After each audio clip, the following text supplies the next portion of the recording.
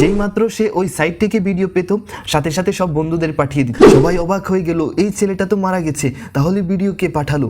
সেই অশ্লীল ভিডিওগুলো যা তার বন্ধুদের ঈমান ধ্বংস করে দিচ্ছিল। আজকের দিনে ফেসবুক, ইনস্টাগ্রাম, টুইটার কত সহজে আমরা গুনাহের জিনিস শেয়ার করি। ভাই, আমরা যে যুগের ভিতর দিয়ে যাচ্ছি এটা খুবই অদ্ভুত যুগ, এবং এই যুগের এক বড় রোগ, এক বড় ক্যান্সার হলো পর্নোগ্রাফি।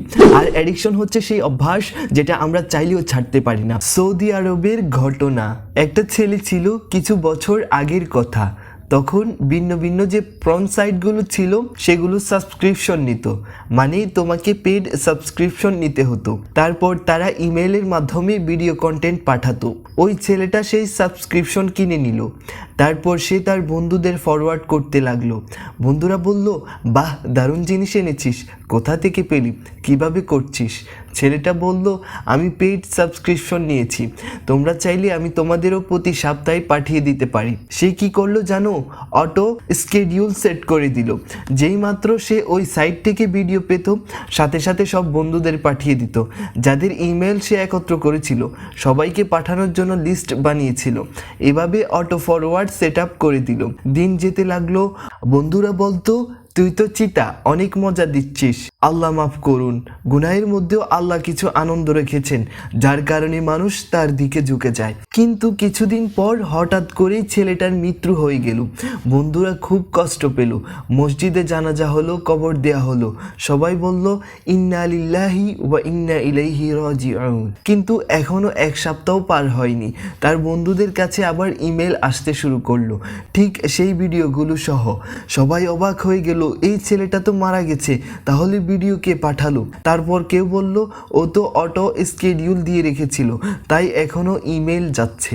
বন্ধুরা কাঁপতে কাঁপতে শাইকের কাছে গেল, বলল, শাইক, আমাদের বন্ধু তো মারা গেছে, কবরের ভেতর শুয়ে আছে, কিন্তু তার ইমেল থেকে এখনো আমাদের ভিডিও আসছে, আমরা কি করব? শাইক বললেন, তোমরা চেষ্টা করো, কোনো সফটওয়্যার ডেভেলপারের কাছে যাও, কোনো হ্যাকারকে দেখাও। তারা চেষ্টা করলো, অনেক করলো, কিন্তু কোনো ফল পেল না। ফল কি হলো? প্রতি সপ্তাহে আবার ইমেল আসতে থাকলো। ও তো কবরের ভেতর, আর তার পক্ষ থেকে এখনো ইমেল যাচ্ছে। কি ইমেল?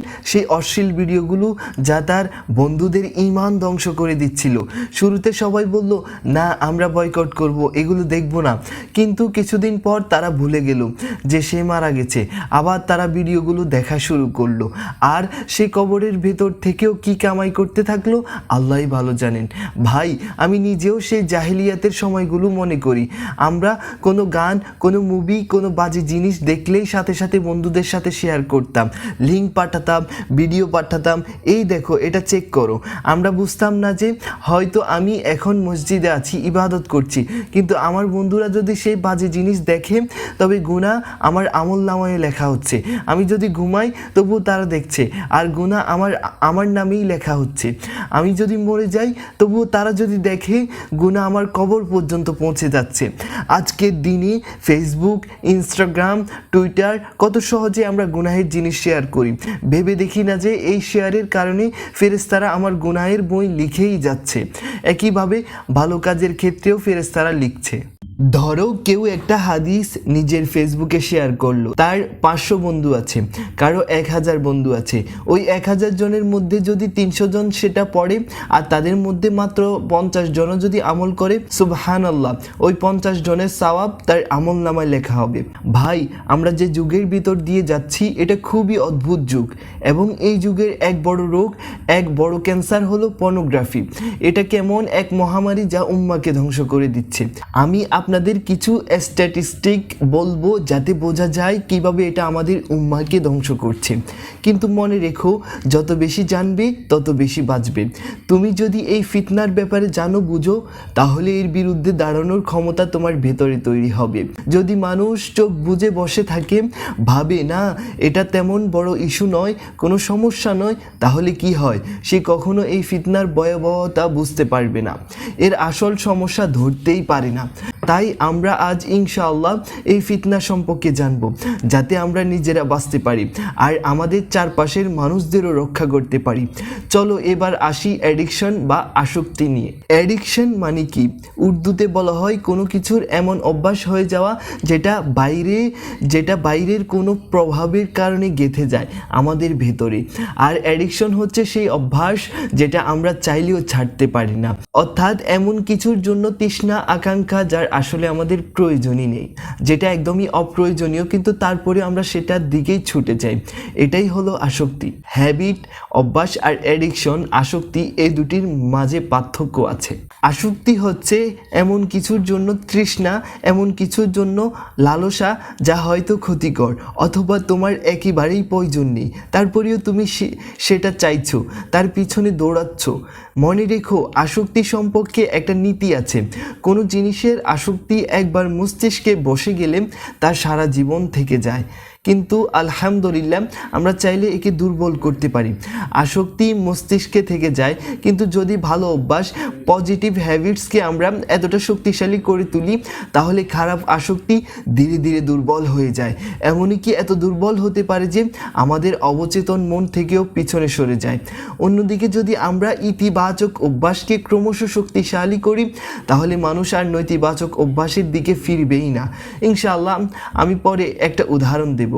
একটা প্রশ্ন করি তোমাদের, ধরো একজন মানুষ দিনে একটা সিগারেট খায়, আরেকজন মানুষ দিনে 100টা খায়, তাহলে আসক্ত কে? 100টা খাওয়া মানুষ না, দুইজনই আসক্ত। একজন 1 সিগারেটে আসক্ত, আরেকজন 100 সিগারেটে আসক্ত। তাহলে হ্যাবিট, অভ্যাস আর অ্যাডিকশনের আসক্তির মধ্যে পার্থক্য কি? অভ্যাস সাধারণত কম ইন্টেন্সিটির হয়। যেমন ধরো আমার সকালবেলার অভ্যাস দাঁত ব্রাশ করা।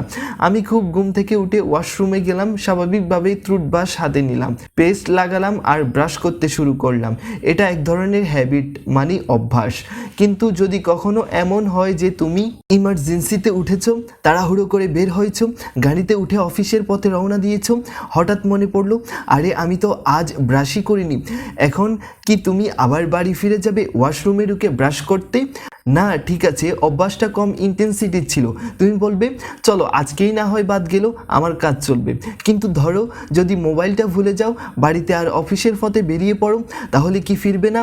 অবশ্যই ফিরবে, কারণ মনে হবে সারাদিন মোবাইল ছাড়া কিভাবে কাটাবো। এই হলো পার্থক্য।